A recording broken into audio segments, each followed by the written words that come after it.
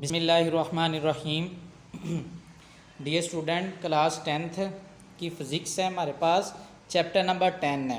Chapter number 10 का मतलब आपको पता है 10th की फ़िज़िक्स में चैप्टर नंबर 1 होता है, ठीक है, क्योंकि 9th चैप्टर तक 9th की फ़िज़िक्स चलती है और चैप्टर नंबर 10 जो है वो 10 की फ़िज़िक्स में स्टार्ट होता है। तो पहला चैप्टर है, ये हमारा टॉपिक है हमारा सिंपल हार्मोनिक मोशन, जो कि इस चैप्टर का नाम भी है और हमारा पहला टॉपिक भी है simple harmonic motion.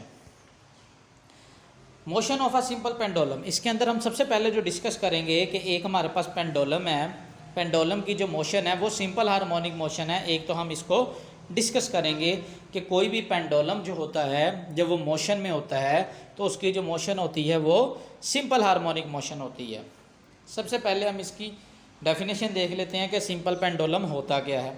A simple pendulum also exhibit simple harmonic motion. It consists of a small bobs of a mass m suspending from a light string of length L fixed at its upper end in the equilibrium position or the net force on the bob is zero and the bob is stationary। इसका मतलब क्या है, इस पूरे paragraph में वो कह रहा है कि एक आपने रस्सी लेनी है स्ट्रिंग, उसका एक एंड जो है एक सपोर्ट के साथ ऊपर अटैच कर देना है और उसके दूसरे एंड पे एक बॉब होता है, गेंद कह सकते हैं, बॉल कह सकते हैं हम, उसको हमने रस्सी के दूसरे एंड के साथ अटैच कर देना है, ठीक है।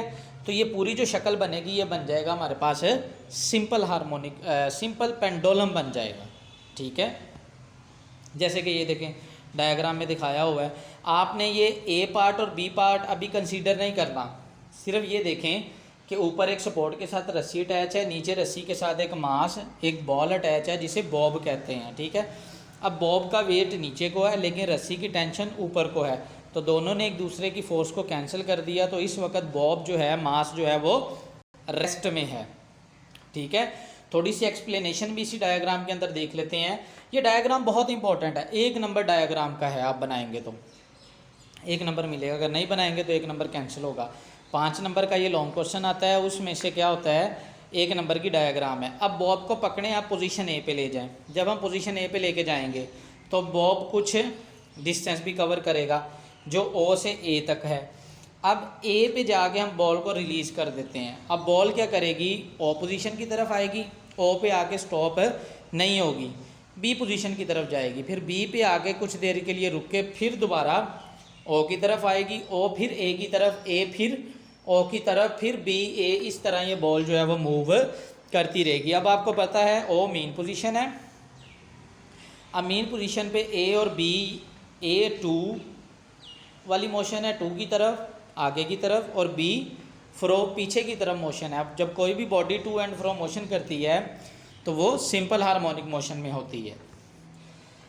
नेक्स्ट यही डिस्कस किया गया है जो अभी मैंने बताया है कि बॉल को हम एक्सट्रीम पोजीशन ए पे ले गए, फिर वहाँ पे नेट छोड़ दिया, फोर्स की वजह से वो बॉडी कहाँ आ गई, वापस ओ की तरफ आ गई। नेक्स्ट में देखें यहाँ पे 2 कंपोनेंट इन्वॉल्व होते हैं, एक वेट का कि जब पोजीशन ए पे बॉल आएगी, ये देखें ज़रा ए पे आएगी, अब ए पे 2 फोर्स लग रही हैं, एक बॉब का वेट नीचे को, एक इनके दरमियान एंगल बन रहा है थीटा, mg cos थीटा लिखा है ये, और एक mg sin थीटा, क्योंकि जब भी एंगल बनता है तो 3 ट्रिग्नोमेट्री रेशियो इन्वॉल्व होते हैं, लेकिन यहाँ पे 2 होंगे। एक mg sin थीटा क्या करेगा, बॉल को ओ की तरफ लेके जाएगा और इसका जो वेट है वो टेंशन की वजह से कैंसिल हो गया, ठीक है। तो यही पैराग्राफ में आगे जो अभी पैराग्राफ था लिखा हुआ है, ओ की तरफ जाएगी, ओ से बी, फिर बी से ओ, फिर ओ से ए, इसी तरह ये, ठीक है, सारा डिस्कस किया गया है। नेक्स्ट देखें, during its motion towards point B the velocity of the bob decrease due to restoring force, the velocity of the bob become zero as its reaches the point B. वो यही बता रहा है कि जब बॉडी जो है ए से ओ की तरफ जा रही होगी, ठीक है, तो उसकी स्पीड ज़्यादा हो जाएगी, जब ओ से ए या ओ से बी की तरफ, यानी जब भी कोई चीज़ बुलंदी की तरफ जा रही होती है तो आहिस्ता आहिस्ता उसकी स्पीड क्या हो रही होती है, डिक्रीज़ हो रही होती है, ठीक है। उसके बाद क्या है, इस तरह बॉब अपनी जो है, in this way the bob continue its to and fro motion about the mean position O, it is clear from the above discuss that the speed of the, वो वही बात वो कह रहा है, डिस्कस कर रहे हैं हम कि इसकी बॉडी की जो स्पीड जो है वो जब ओ की तरफ आएगी इंक्रीज़ हो जाएगी, जब ए और बी की तरफ जाएगी तो डिक्रीज़ हो जाएगी। नेक्स्ट वो कह रहा है similarly When the bow move from O to B, its speed decrease due to restoring force which again acts toward O. Therefore, acceleration of the bob is again directed towards O. It follows that the acceleration of the bob is always directed towards the mean position O. Hence, the motion of simple pendulum is SHM. SHM होता है simple harmonic motion. इस पूरे paragraph में वो यही कह रहा है कि जब O से B की तरफ जाएगी बॉडी या O से A की तरफ, स्पीड डिक्रीज होगी।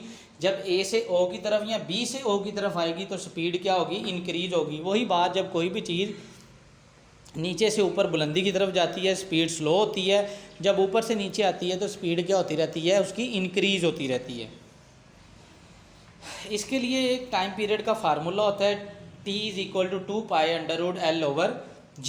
ये है टाइम पीरियड का फार्मूला जो कि MCQs में पूछा जा सकता है। नेक्स्ट है in other word when an object oscillate. ये कह रहा है इस पैराग्राफ में कि जब भी कोई बॉडी वाइब्रेट करती है तो वो सिंपल हार्मोनिक मोशन में ही होती है। ठीक है, अब आप लोगों ने क्या करना है बच्चों, क्लास वर्क के अंदर ये जो सिंपल हार्मोनिक मोशन की डेफिनेशन है आपने ये लिखनी है इन डिटेल। ठीक है, क्योंकि डेफिनेशन तो मस्ट है ना आनी है सिंपल हार्मोनिक मोशन की। पेपर में लाजमी पूछ लेता है अगर लॉन्ग में ना पूछे तो। आपने क्लास वर्क में ये डेफिनेशन लिखनी है और होमवर्क में आपने 2 टाइम ये डायग्राम बनानी है। होमवर्क में 2 टाइम आप लोगों ने ये डायग्राम बनानी है, क्योंकि ये डायग्राम बहुत इंपॉर्टेंट है। अगर डायग्राम ठीक होगी तो क्वेश्चन भी फिर ठीक होगा। ठीक है, अगर डायग्राम ही रॉन्ग बन गई तो क्वेश्चन है गलत भी हो सकता है। ठीक है, तो आपने होमवर्क में ये डायग्राम बनानी है 2 टाइम। ठीक है बच्चों, और नेक्स्ट टॉपिक हम नेक्स्ट वीडियो में डिस्कस करेंगे। अल्लाह हाफिज़।